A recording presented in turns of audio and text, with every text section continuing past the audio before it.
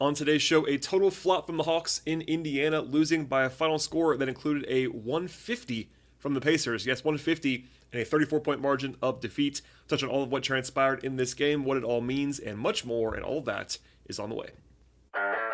You are Locked On Hawks, your daily Atlanta Hawks podcast. Part of the Locked On Podcast Network. Your team every day.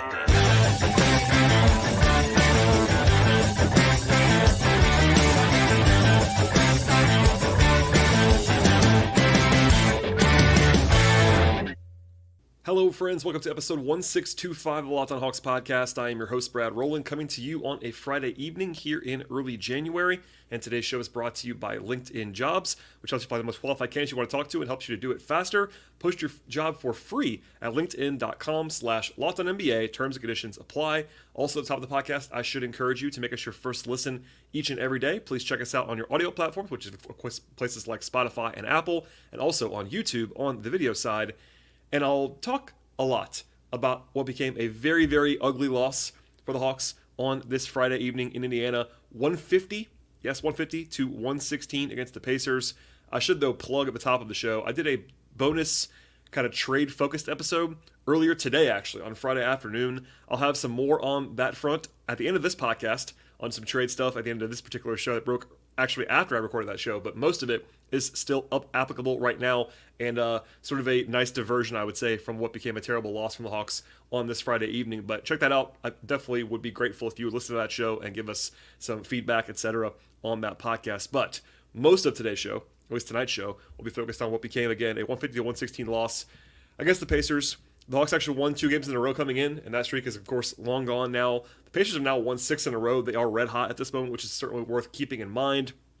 This is a rematch of the kind of infamous basketball on the moon game that was played earlier this year in Atlanta, where both teams had 150 or more. It was a wild performance.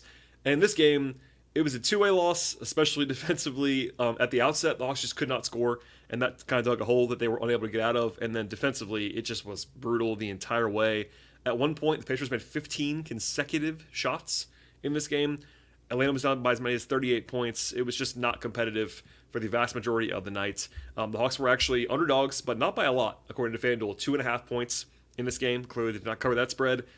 Of note, as Bob Rathman even got into on the broadcast on Bally, this is the highest over-under point total in the history of the NBA tonight, 262, and it actually still went over because the Hawks couldn't get a stop the entire game. So, broadly speaking, we'll talk defense first, and it was essentially a total collapse from the defense. As we'll talk about later on again, offensively it wasn't helping things, so they couldn't make a shot in the first quarter and a half or so of this game. But the entire way through, the defense was just terrible. It really was. I'm going to read you a tweet from Caitlin Cooper, actually, who's one of the smartest people that I know covering basketball anywhere. And she's been on this podcast before. Caitlin covers the Pacers and is an expert on the Pacers. And she tweeted this during the game. Quote, "I've watched a lot of bad defense in covering the Pacers this season. I'm not sure any has been as bad as that currently being played by the Hawks." End quote. So, I know it's only one tweet, but I think that was right. I mean, the Hawks were just terrible defensively in this game. There's no way around it. And yes, the Pacers are number 1 in the league in offense. They're number 1 in shooting. They're number 1 in assists. All that is worth keeping in mind. They didn't give up 150 to the worst team in the league, but it was bad even when you adjust for all that on this night. They gave up 150. They gave up about a 145-ish offensive rating in the competitive portion of this game. The Pacers shot 64% from the field, 49% from 3, and those numbers actually came down in garbage time. It was 70% shooting deep into the second half of this game. Indiana had 50 assists. One more time, Indiana had 50 assists. Just for reference, a good team in the NBA in assists, above average, averages like 25. So they doubled that. The Pacers lead the league this year. They average about 31. 50 is historically absurd, like top 10 of all time, kind of absurd. So, yeah, it was a layup line. They gave up cuts. They gave up, they couldn't contain the ball on the perimeter. They gave up open threes. And yeah, Indiana made some tough shots too. That's kind of part of the deal when you give up this kind of shooting performance. But man, it was really bad the entire game. And what I would just kind of say plainly, the Hawks took nothing away. And when things go badly for the Hawks defensively, that's kind of how it feels. Like some teams have like notable strengths defensively. The Hawks don't really have that necessarily, but in this game, there was no plan A even. Like they were not taking anything away from the Pacers, and Indiana being a good offensive team, like they did whatever they wanted to. Tyrese Haliburton, who is a potential second team All NBA player, took 6 shots for the Pacers. And yes, he's a pass-first player in a lot of ways, but he took 6 shots. Want to know why? He didn't have to shoot. He had 18 assists in 25 minutes. It was just that easy from the Pacers in this game. They had 10 guys with at least 8 points. That's insane. That doesn't ever happen. And yeah, they went deep into their bench, but everyone who played for Indiana had a good game, basically, in this game. So I won't keep going on defense. It was as bad as the numbers indicate, is what I would say. Offensively, they had about a 110 offensive rating by the end of the game. It was worse than that. DeJounte Murray, I will give a hat tip to. He was 13 of 19 from the floor for 30 points in this game. He was the one guy who made shots for Atlanta on this night. The rest of the team was 27 of 80 from the field, which is about 33%. And that includes about 7 full minutes of garbage time where guys like Lundy and Griffin and Bruno made some shots. So actually it was worse than that until the very end of the game, and those points were utterly meaningless in this contest. The trio of Trae Young, Bogdan Bogdanovic, and Sadiq Bey, so 3 of their top 4 or 5 shooters, combined to go 9 of 39 from the field, which is 23%, and 3 of 26 from 3 in this game. And again, they were not alone. It was not just those 3 guys, but those 3 guys are high-volume shooters. They couldn't make a shot. The only guy who took more than 4 attempts in this game that shot 50% or higher was DeJounte. Jalen was 5 of 11. He was respectable in this game. You know, Bruno, Okongwu, those guys like made 1 of 1, 2 of 2. But other than DeJounte Murray, no one could make a shot in this entire game. And the Hawks ended up shooting 20% from 3 in the game. In the first 3 quarters. Garbage time had that rise up a little bit, but it was just not good at all. The only bright spot on offense was 30 free throw attempts. That's pretty good. Offensive rebounding wise, it was okay, but that's kind of about it. And I will kind of go to my grave, so to speak, on this one. Defensively, it was terrible, as I just talked about a lot. I think part of the issue in this game is the Hawks just could not make a shot in the first quarter and a half, and maybe they let go of the rope a little bit. Now, that's not acceptable. You certainly don't want to encourage that behavior, but it felt like the Hawks just kind of knew that once they dug that hole, it was kind of over. And I get that on some level. You know, people are already throwing around the trade stuff as a reason for this. I know Quinn got a question from Lauren Williams that was a reasonable question after the game about like how that impacted things. Quinn never says anything about trades at all. And, you know, these guys are pros. And sure, could it be a mental thing where a lot was reported today, as I talked about on the podcast earlier today, and I'll get to later on. But even with all of that swirling around, they were terrible in this game. I mean, it's worth putting out there that kind of weirdly for a team that is 14-20, the Hawks only have 2 blowout losses this year, and that includes tonight. They only had 1 blowout loss coming into the night. They lost by 23 points in Cleveland on November 28th. Other than that, their largest margin of defeat this year until tonight was 11. So they've been down by 20 a few times, and they kind of climbed back in the game, but they truly had not been blown out like this all year long, and not even remotely like this since November 28th. So I guess that's a small bright side because, you know, we've talked about how mad they've been in close games. It takes some talent to be able to take leads in the NBA, and it takes some talent to get blowout wins for sure. But it also is a good data point that you actually don't get blown out very much. But in this game, it was as bad as it possibly could have been for the Hawks. So that's kind of all I have on the top line thoughts in this game. It was, again, a 2-way defeat. Obviously, the offense was not as bad as the defense. But when you sort of factor in this team's strengths and weaknesses, look, I don't want to say I was assuming the Hawks were going to give up 150 to the Pacers, but I would have told you coming into the night that if the Hawks didn't play well on offense, they weren't going to win on the road in Indiana. That's a very simple point, but the Hawks defensively are not good, and the Pacers offensively are very good. But the problem was the Pacers are I believe, 3rd worst in the NBA right now in defensive rating, and the Hawks could not score for the first quarter and a half of this game. And at no point in this game were the Hawks flying high at their usual performance on offense. And yeah, their shot quality was better than the numbers indicate in this game. I will certainly agree to that as a premise. But other than Murray making some shots, no one else had anything going, and it was truly an awful performance. Again, it's one of 82. I will always say that. Like, I'm not the guy that's going to come on here and yell and scream about one performance very often. This was as bad as it gets in a lot of ways, but it is one game, and I don't want to overreact to it. And again, they just won 2 in a row. I know Wednesday's game against OKC was kind of an up and down roller coaster, but they won the game. So like, it could be worse, but certainly a bad performance all the way around from the Hawks. I think that was sort of the vibe after the game as well. Quinn was not particularly happy, basically talking about the fact that they didn't do anything well. And yeah, that's kind of where I'll leave it. They did nothing well in this game, and the result was a butt whooping up in Indiana. All right, we'll have more on this game coming up, as well as some more trade stuff at the very end of the podcast. But first, a word from our sponsors on the show today. Today's show is brought to you by LinkedIn Jobs. At the start of the new year, every small business owner is asking themselves the same question. What is one more move that I can make that I'm taking my business to the next level in 2024? LinkedIn Jobs know that your success all depends on the team that surrounds yourself with, and that's why LinkedIn Jobs has created the tools to help you find the right professionals for your team. They do it faster, and they do it for free. I've used LinkedIn Jobs numerous times in my day job, and I've had great success finding the right candidates and doing it quickly as well. It's not just another job board at LinkedIn. In fact, LinkedIn has a vast network of more than a billion professionals, which makes it very easy and the best place to hire people. Hiring is easy when you have that many qualified candidates, and so easy, in fact, 86% of the small businesses that check out LinkedIn Jobs get a qualified candidate within 24 hours. Achieving goals in the new year is huge for all of us, and that includes me, and finding the right team members can be really incredibly important to accomplish all of what you're trying to accomplish this year. Small businesses can rate LinkedIn Jobs number one as well when delivering quality hires against leading competitors, and LinkedIn also knows that small businesses are wearing so many hats, and they might not have time to actually find the places and resources to hire people effectively. And thankfully, with LinkedIn, the process is intuitive, it's quick, and it's easy. Post your job for free at linkedin.com/lockedonnba. That is linkedin.com/lockedonnba to post your job for free. Terms and conditions apply. This show is sponsored by BetterHelp. Around New Year's, we sometimes get obsessed with actually how to change ourselves instead of just expanding on what we're already doing right in our lives. Maybe you can finally organize that one part of your space, but you actually want to tackle another. And maybe you're also taking supplements every morning, and now you actually want to eat breakfast as well. Therapy can help you find your strengths, and so you can ditch the extreme resolutions and sometimes make those changes really stick. And therapy can really be something to look forward to, something to make you feel grounded, even give you the tools to manage everything going on in your life. And if you're thinking about starting therapy, give BetterHelp a try. It's entirely online, it's designed to be convenient, it's flexible, and it's suited to your schedule. All you have to do is fill out a brief questionnaire, and they will match you with a licensed therapist. Right now, if you ever want to change therapists, you can also do so at any time for no additional cost, and they make everything easy for you at BetterHelp. Celebrate the progress you've already made with the folks at BetterHelp, and the place to go is betterhelp.com/lockedonnba today to get 10% off your first month with BetterHelp. That is betterhelp.com/lockedonnba. One more time, BetterHelp. That's betterhelp.com/lockedonnba. All right, and this might be a shorter breakdown than usual in this middle segment of the podcast, sort of the nuts and bolts of this one.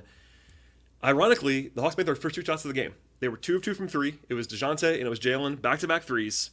And then after that, the Hawks went 4 of their next 21 from the field at the outset. And that led to, at least in part, a 25-7 run from the Pacers to go from Hawks up 2 to Hawks down 15 by the middle of the quarter. They just couldn't score. And again, I don't want to put all of it on the offense. It was mostly the defense in this game. But, Trey had a terrible turnover in the backcourt against CJ McConnell. It led to a 3. They just couldn't make a shot. It was rough. They shot 28% in the first quarter of this contest. Only 2 turnovers before the second quarter. That was actually would have been worse if they hadn't done that. But it was kind of a two-way failure at the outset, and they were down by 14 at the end of the first. Rotationally, everyone that was active other than Patty Mills and Wes Matthews, who kind of got the veteran, you guys don't have to check in the game at the end of the game. Everybody played, but the actual rotation was 9 guys in this game. It was, of course, Bogey and Okongwu, and it was Garrison Matthews and Trent Forrest, the same 9 that played for the most part on Wednesday. Trent was kind of out there to shadow Tyrese Haliburton.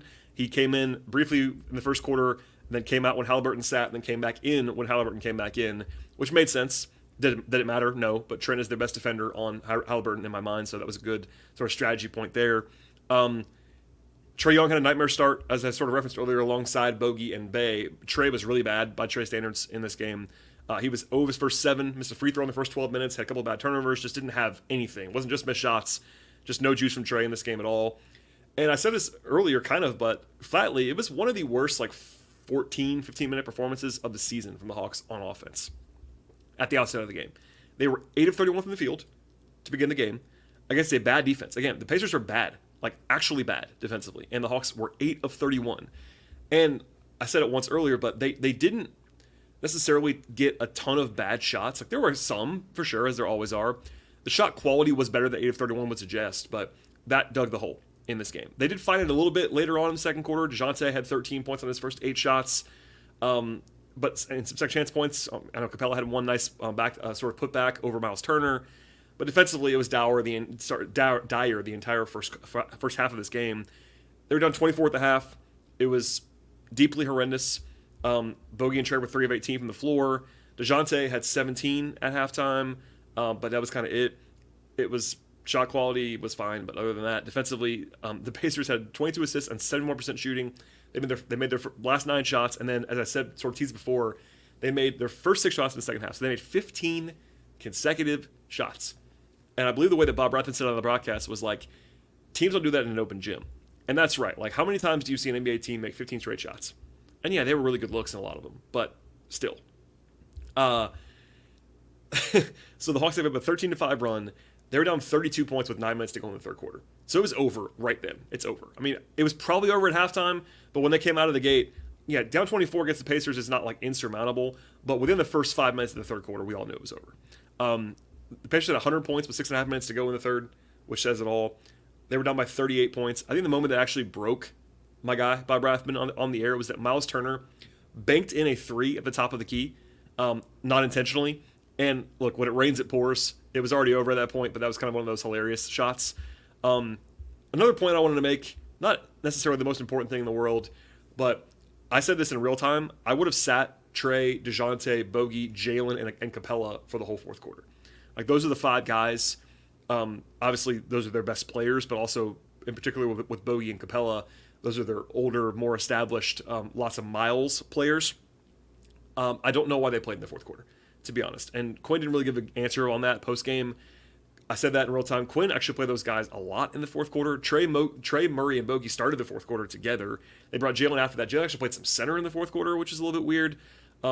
Bogey in particular was the guy that I might take off the floor first. He's not their best player, but he's the guy who has the documented injury history. Like, I don't know why. He actually hit his head really hard during that run, and that would have been a weird, costly thing if there's something that happened there. And it wasn't like Indiana was still playing their guys. That's what made it even more strange. Like, sometimes coaches will wait till the other team who is winning pulls the guns a little bit, or the other way around. But the Pacers had their third team in by then. So I suspect Quinn was trying to send a message of some kind, like, hey, you guys dug this grave, basically. Now, he didn't say that, but, like, what other reason would there be? I don't really know. Finally, they cleared the bench with like 7 minutes to go. They went to a full bench lineup that included AJ Griffin for his first minutes. That's December 11th. AJ only played in 1 game in the last like 6 weeks. He made a 3. Seth Lundy played 7 minutes in garbage time. Bruno came in, etc. But, you know, I'm not going to sort of analyze that end stretch really at all. It was total and utter garbage time in a 30-point game. AJ didn't look great necessarily, defensively in particular. He did make a shot. But, you know, what else are you going to say? It was long over at that point in time, so we'll kind of leave it there for now. I'll say this one more time. Big picture, it's 1 game, but 150 to 116. And they were underdogs. The Pacers are pretty good. They're not great, but they're pretty good. But they're going to have some work to do sort of getting up for Sunday's game against Orlando, because if this kind of lingers, you kind of get into some dire territory. So, all right, we'll leave it there for now. We'll have more on the player stuff and then also the trade addendum stuff at the end of the podcast. But first, a word from our sponsors on the show. Today's show is brought to you by Hungryroot. Are you trying to eat healthy this year? I know that I am, and Hungryroot is here to help you by making meal planning easy and nutritious. With Hungryroot, you can also build habits around eating healthy that will not disappear by the month of February. They also have support for gluten-free, vegan, vegetarian, dairy-free, low-carb options, and much more. Hungryroot customers also save money on groceries, because when you eat out less, you save money and save time.